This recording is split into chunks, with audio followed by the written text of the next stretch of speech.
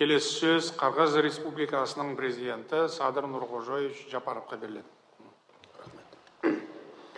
Урматтуу президент мырза, кадырлуу мамлекет жана өкмөт башчылары, урматтуу башкы катчы мырза, Түрк мамлекеттер уюмунун мааракелик 10-чу саммитинде сиздер менен жүз көрүшүп турганыма кубанычтамын. Биздин кезектеги жолугушуубуз түрк дүйнөсүнүн динамикалуу өнүгүп жаткан заманбап жана ишенимдүү өнүгүп жаткан борбор калаларынын биринде Астана шаарында өтүп жатат. Эң оболу Казакстан Республикасынын президенти урматтуу Касым-Жомарт Кемеловичке жылуу меймандостук жана иш-чарабызды мыкты деңгээлде уюштуруп жаткандыгы үчүн терең ыраазычылык билдирем. Жакында эле Түркия Республикасынын түзүлгөндүгүнүн 100 жылдык мааракесин белгилеген урматтуу Режеп Тайып Эрдоган мырзаны Түркия Республикасынын күнү менен чын жүрөгүмдөн куттуктаймын. Мындан туура бир кылым мурда боордош түрк эли Мустафа Кемаль Ататүрктүн жетекчилиги астында биримдиктин жана ынтымактын урматы үчүн улуттук улуу күрөшкө аттанып чыккан. Бир кылымдык тарыхында даңазалуу ийгиликтерди жарата алган Түркия бүгүнкү күндө дүйнөдөгү алдыңкы өлкөлөрдүн катарынан орун ээледи. Учурдан пайдаланып, урматтуу Илхам Гейдарович Алиевди Карабах аймагындагы суверенитет орнотулгандыгы менен куттуктап кетүүгө уруксат этиңиздер. Кыргызстан эл аралык деңгээлде таанылган чек араларда Азербайжандын аймактык бүтүндүгү тууралуу позициясын туруктуу карманат. Кыргызстан жогорку мазмундуу деңгээлде бир катар маанилүү иш-чараларды уюштуруп, Түрк мамлекеттер уюмунун күн тартибин жигердүү илгерилеткен жана уюмдун алкагында ар кандай тармактардагы кызматташтыктын туруктуу өнүгүшүн камсыз кылган Өзбекстан Республикасынын уюмда жасалган төрагалыгынын жыйынтыктарын жогору баалайт. Биздин уюмдун ишине салттуу түрдө катышып жүргөн урматтуу Виктор Орбан мырза менен урматтуу Курбангулы Мяликулиевичке кайрылып, чын диlimden кош келиңиздер демекчимин. Түркмөн боордошторубуз жакынкы аралыкта Түрк мамлекеттер уюмуна кошулуу боюнча маанилүү кадам жасайт деп ишеним артамын. Венгрия уюмдун ишбердигине зор салым кошуп жаткандыгы бизди кубандырат. Урматтуу кесиптештер, бүгүнкү уюмубуздун 10-чу саммитин өткөрүп жатабыз. Түрк мамлекеттер уюму жыл сайын бекемделип, биздин биргелешкен аракеттерибиз менен тарыхый, маданий жана диний жалпылыгынын негизинде маанилүү аймактык бирикме болуп калат деп ишенемин. Бүгүнкү күндө эл аралык коомчулук биздин уюм менен өз ара аракеттенүүгө кызыгуусу артып келүүдө. Катчылыктын эл аралык жана аймактык уюмдар менен кызматташууну жөнгө салуу боюнча аракеттерин толугу менен колдоймун. Бул өңүттө экономикалык кызматташтык уюмунун Түрк мамлекеттер уюмда байкоочу болуу ниетин кубаттайм. Ал жөнүндө бүгүн биз чечим кабыл алабыз.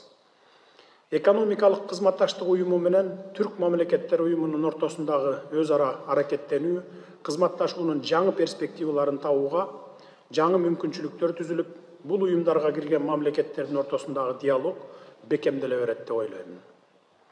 Биздин саммит дүйнөлүк кризистер жана аларды жеңүү үчүн биргелешкен аракеттерди талап кылган, чоң өзгөрүүлөргө туш болгон мезгилде өтүүдө. Жалпы мамлекеттерибизди ийгиликтүү ишке ашыруу жана алдыбызга коюлган максаттарга жетүү үчүн саясий эрк жана олуттуу экономикалык дараметке ээ болушубуз үчүн бардык мүмкүнчүлүктөр бар.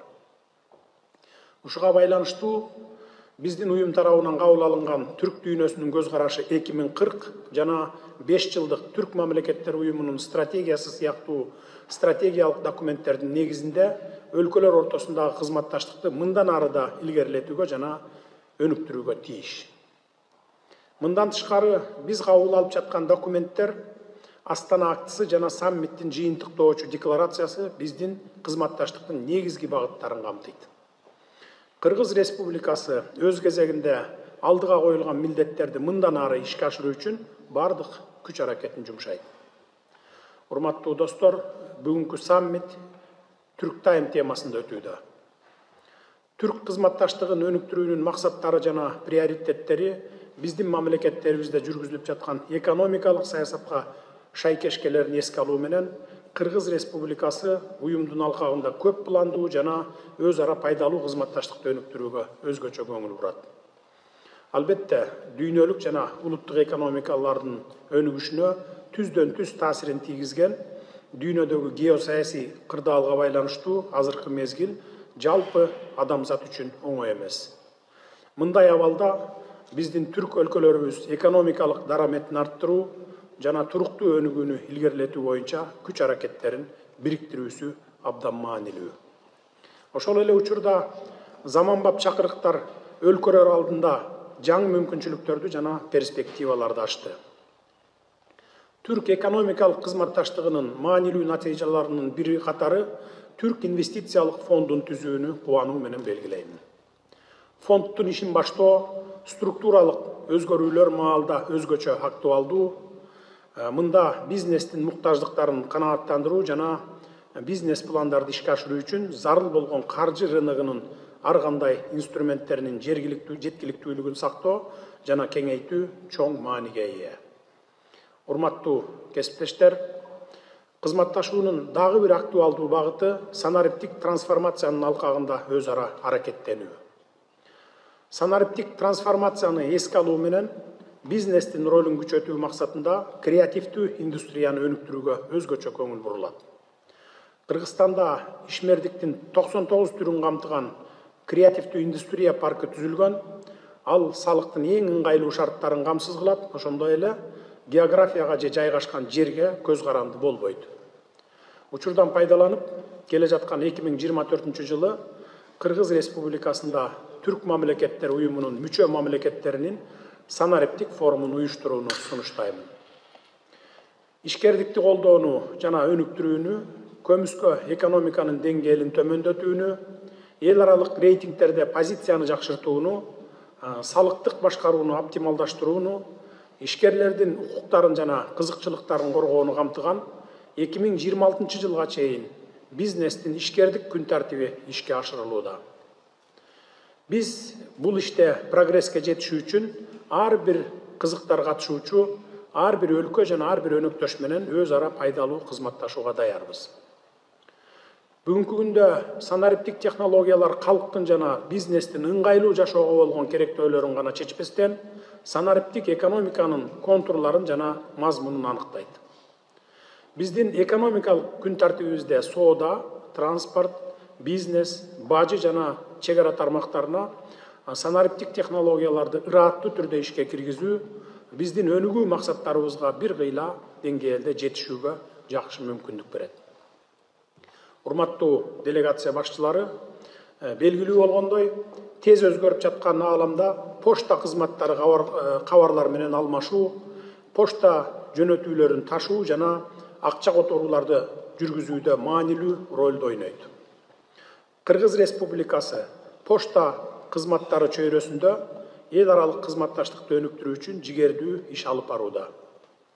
Кыргыз Республикасынын Түрк мамлекеттер уюму алкагында жемиштүү кызматташуусун эске алуу менен төмөндөтүлгөн тарифтер боюнча почта алмашууну өнүктүрүү концепциясын ишке ашыруу үчүн жумушчу тобун түзүү жолу менен Түрк мамлекеттер уюмуна мүчө мамлекеттердин почта операторлорунун ортосунда кызматташууну сунуштаймын.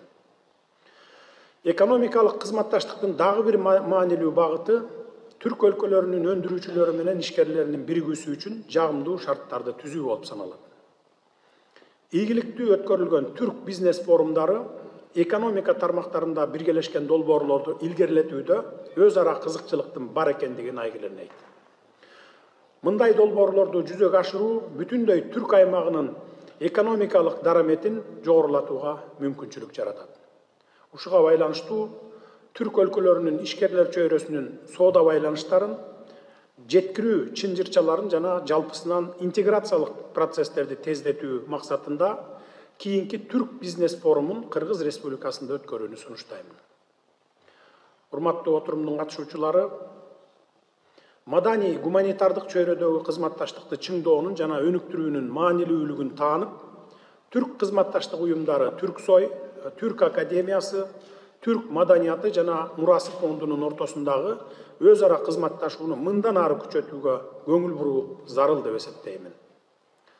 Türk Mamleketler Uyumuna müçö mamleketlerde turistik daramet önüktürүүнүн ролун жогору баалап, туристтик индустрияны өнүктүрүүгө багытталган биргелешкен аракеттерди көрүүгө чакырам. Тактап айтканда, ар бир мүчө мамлекеттин маданий жана тарыхый кооз жерлерин камтыган тилдин, маданияттын, каада салттын жана диндин жалпылыгын баса белгилеген туристтик маршруттарды жайылтуу. Ушул өңүттө 2025 жылы Жалалабад шаарын түрк дүйнөсүнүн туристтик борбору деп жарыялоону сунуштагым келет. Жалалабад шаары улуу жибек жолунун бир бутагында жайгашкан, анын тегерегинде көптөгөн тарыхый жана маданий туристтик жайлар, анын ичинде дүйнөдөгү ири жаңгактуу койлорунун бири болгон Арсланбоп жайгашкан. Белгилей кетүүчү нерсе, түрк дүйнөсүндөгү туризм жана табаррук зиярат долбоорун ишке ашыруу түрк өлкөлөрүндө чоң потенциалга ээ жана Түрк Мамлекеттер Уюмунун мейкиндигинде туризмди өнүктүрүүгө маанилүү роль ойнойт. Кымбаттуу достор, келерки 2024 жылы өткөрүлө турган маанилүү эл аралык спорттук маданий иш-чарасын 5-чи дүйнөлүк көчмөндөр оюндарын белгилеп кетким келет. Спорттун салттуу түрлөрүн жана оюндарын мындан ары сактоо максатында Кыргыз Республикасы негиздеп түптөгөн дүйнөлүк көчмөндөр оюндарынын этноспорт иш-чаралар программасына улуттук оюндардын катарында Кыргыз улуттук оюндарынын, мисалы Көкбөрүнүн болушу зарыл деп эсептейм.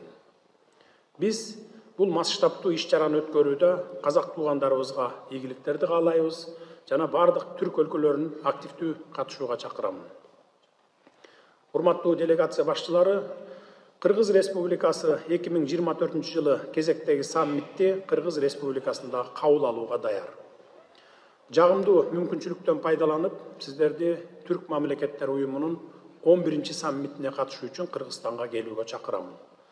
Биз уюмдун ишенимдүү өнүгүшүнө, түрк өлкөлөрүнүн ортосундагы конструктивдүү жана жемиштүү кызматташтыкты, достук жана ынак коңшулук мамилелерин чыңдоого өз салымыбызды кошууга ар дайым даярбыз. Кымбаттуу достор, сөзүмдүн соңунда Казакстан тараптын төрагалыгына жардам бергенге даярбыз. Касым-Жомарт Кемеловичтин төрагалык ишине ийгиликтерди каалайбыз. Саммитти даярдоо иштери үчүн уюмдун башкы катчысы Кубанычбек Өмүралиев мырзага жана жалпы катчылыктын командасына ыраазычылыгымды билдирип, мындан ары жаңы ийгиликтерди каалайм. Көңүл бурганыңыздарга рахмат.